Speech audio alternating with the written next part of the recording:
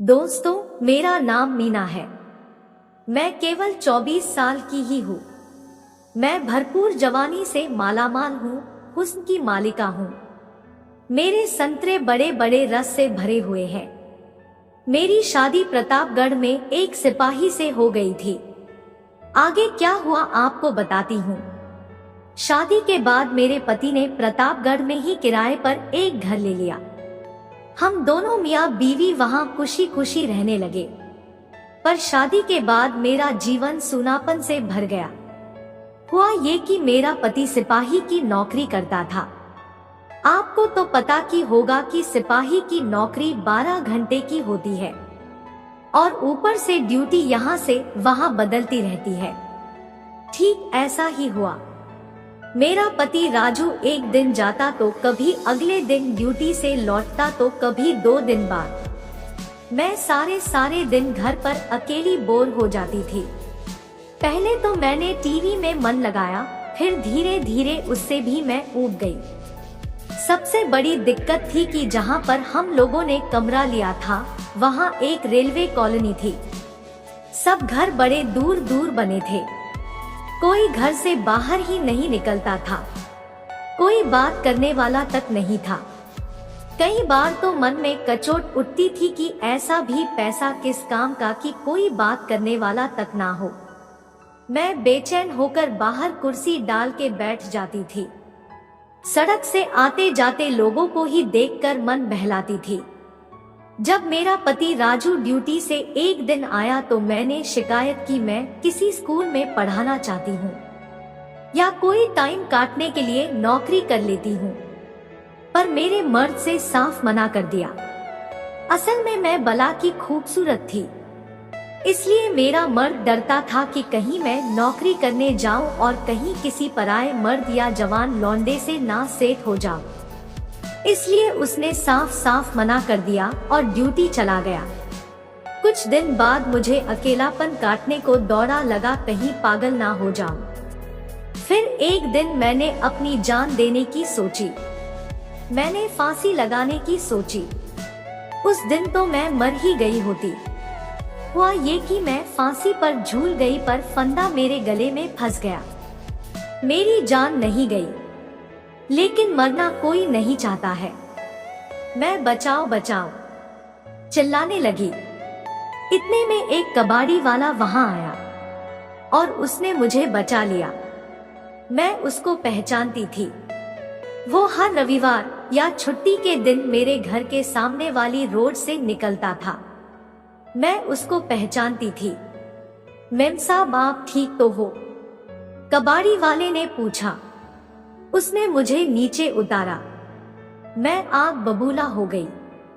क्यों बचाया मुझे? मरने क्यों नहीं दिया? क्या जमाना आ गया है, अपनी मर्जी से मर भी नहीं सकते?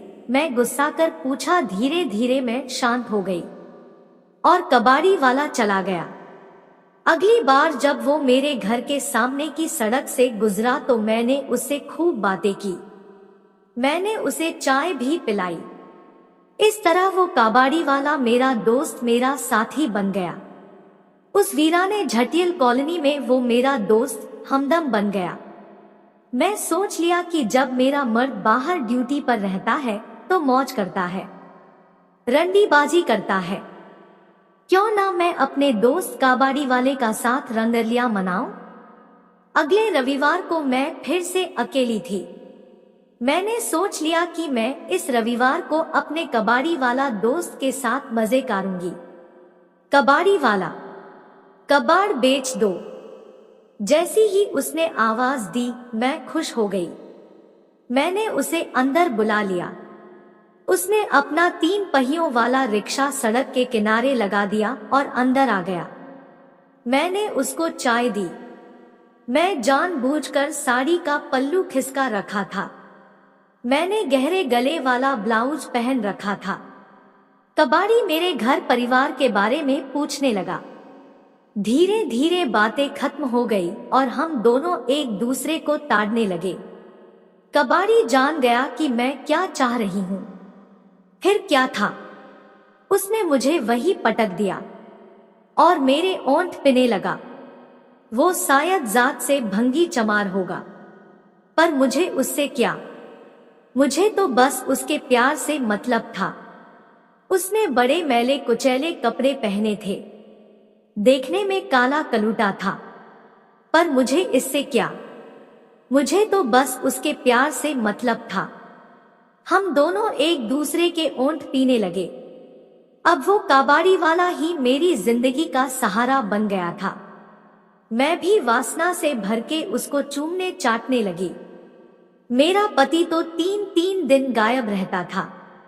वो तो मजे लेता रहता था और मैं यहाँ उसकी याद में आंसू बहाती रहती थी। फिर कबाड़ी वाला ने हमारी संतरों से खेलने लगा, लेकिन मुझे अच्छा नहीं लग रहा था। मैं गुस्सा में कबाड़ी वाला से बोला, बुद्धू हो क्या, तुझे समझ नहीं है। कबाड़ी वाला डर गया और बोला, क्या हुआ मैडम जी। फिर मैं प्यार से बोला, बुद्धू हमारे संतरे से खेल रहे हो, संतरे खेलने की चीज नहीं है। इसका रस निकालो और सारा रस पी जाओ। दोस्तों मैं भी अपनी आदत से मजबूर थी। जब तक कोई हमरा संतरा को हाथ से पकड़कर चूसे न मुझे नशा नहीं होता। फिर क्या कबाड़ी वाला ने टूट पारा हमारे संतरों पर और ऐसे चूसने लगा जैसी कि लॉलीपॉप चूस रहा है। कभी मिला ही नहीं। शायद उसकी शादी भी नहीं हुआ था, लेकिन हमें उससे मतलब नहीं था। हमें तो बस कबाड़ी वाला से अपनी गुफा की खुदाई करनी थी। कुछ देर तक मेरा और कबाड़ी वाला के साथ चला।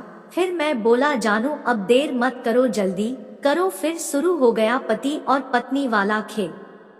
दोस्तों क्या बताऊं मैं, देखने में काली चरण लगता था, लेकिन हमारे गुफा में अपना घोड़ा ऐसा दौड़ाया कि हमारी गुफा खून से लाल हो गई। और मैं बोला कि आप हर रविवार को हमारे घर आना और हमारी चाय पी के जाना, जितनी मर्जी हो। दोस्तों हमारी कहानी कैसी लगी और हमारे चैनल को सब्सक्राइब करें। धन्यवाद।